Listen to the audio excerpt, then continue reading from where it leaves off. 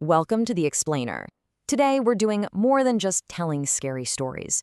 We're going to take them apart piece by piece to figure out exactly why they get under our skin and, what makes them so genuinely terrifying.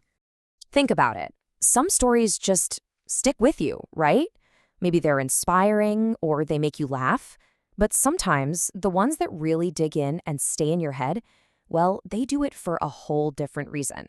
And that's exactly what we're digging into today. We found a few stories that people said absolutely freaked them out. We're going to analyze them to really understand the architecture of horror. Okay, let's get into it. So, our first theme taps into something really primal, a fear that we all have deep down. See, real horror often starts by just stripping away all your safety nets, by putting you somewhere totally and completely alone, where you know deep down that nobody can help you. This quote right here, it's the beginning of a pizza delivery that goes so wrong. The fear doesn't kick off with some monster jumping out. Nope. It starts with the location itself. Super remote, unsettling, and just miles away from anything that feels safe. It plays on that instinctual fear of being stranded in some unknown place. And look at how every single detail here just systematically chips away at any sense of security. You've got the long drive, the pitch black night, no signs of life. And then, to top it all off, a grumpy boss forces our guy into a situation that every single instinct is screaming at him to run away from. He's totally vulnerable before anything even happens.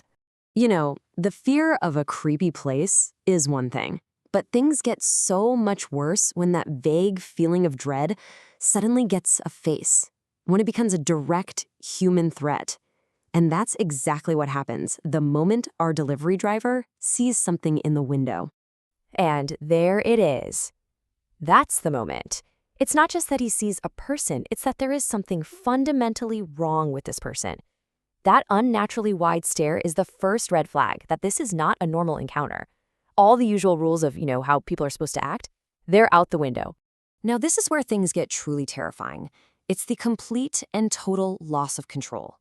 Every single thing that could have been an escape route, the car, the tires, even his phone, is taken away one by one. There is literally no way out. He is well and truly trapped. And here we have the climax of that story. Wow. The threat isn't outside anymore. It's breached the last line of defense. The one supposedly safe place he had left, his car, has been invaded. In this moment, it perfectly combines that terror of isolation with our next big theme. So, let's shift gears. We're moving from the fear of being locked out to something even worse. The fear of being locked in with something else. This is the terror that hits when the one place you are supposed to feel the most secure, your own home, is compromised. This whole thing starts off so normal, right? Almost boring. A kid comes home late, finds the door unlocked, and just assumes his mom, probably worried, let herself in. It feels safe, maybe a little annoying, but definitely safe.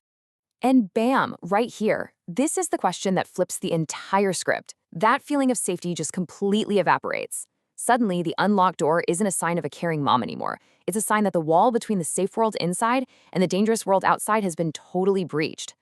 Oh man, this is the gut punch. The phone call to his dad, the one thing he does to try and make sense of the situation, just ends up shattering his reality. The person upstairs is not his mother. And with those words, his worst fear is confirmed. And then he gets the visual proof. His home isn't just unlocked, it's occupied. There is an unknown, silent observer watching him from the shadows. His sanctuary has just become a trap. Okay, so this brings us to what might just be the most clever, most sophisticated type of fear out there, the uncanny. This is what happens when something we know and trust, a person, a voice, a place, gets twisted into something just wrong. Something monstrous that makes you question everything you're seeing. Let's break down how this next story does it. It starts with maybe the most comforting sound in the world, your mom's voice calling for you. But pay attention to how it progresses. The perfect robotic repetition, the fact that it doesn't respond, it slowly morphs that sound of safety into something totally unnatural and terrifying. It's like a broken recording. So you can see there are two ways this technique works, right? In the cabin story, a safe place gets twisted because of what's inside it. But in the basement story, the source of safety itself, the mother's voice, is what becomes the threat. One is about an external danger corrupting a safe space, and the other is about a terrifying imitation. This line from another uncanny story is the perfect payoff. The protagonist knew something was off about the man in that cabin, and this one sentence confirms why. He wasn't just weird, he was impossible. He should not have been there at all. You know, there's actually a psychological term for this. It's called cognitive dissonance. It's that awful, uncomfortable feeling you get when your brain is trying to hold two contradictory ideas at the same time. This place is safe, but also the person in here isn't human. That mental clash, that confusion and deep unease, that is the engine of uncanny horror. And all of this leads us to our final point, which is really the ultimate goal of these stories. It's not about a cheap jump scare. It's about creating a fear that sticks around, one that lingers long after the story's over, and kind of changes how you see the world. Look at the aftermath for these narrators. They're all left with this lasting psychological scar. The real horror wasn't just the event itself, it's the memory that keeps playing on a loop. It's the face in the rearview mirror. It's the paranoia you feel when you hear a floorboard creak at night. The true terror is the fear that it could happen again. Or worse, that the threat never really left. So here's the big takeaway. The most powerful horror stories don't just throw a monster at you. They weaponize isolation, they invade your safe spaces, and they twist the things you trust into something alien, all to plant a seed of dread that stays with you long after you turn the page.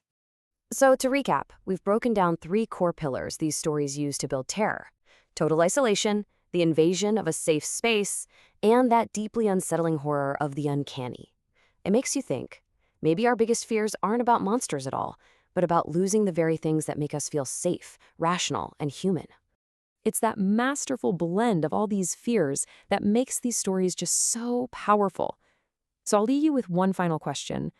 Now that you see how the sausage is made, which one of these stories is going to be stuck in your head when you turn out the lights tonight?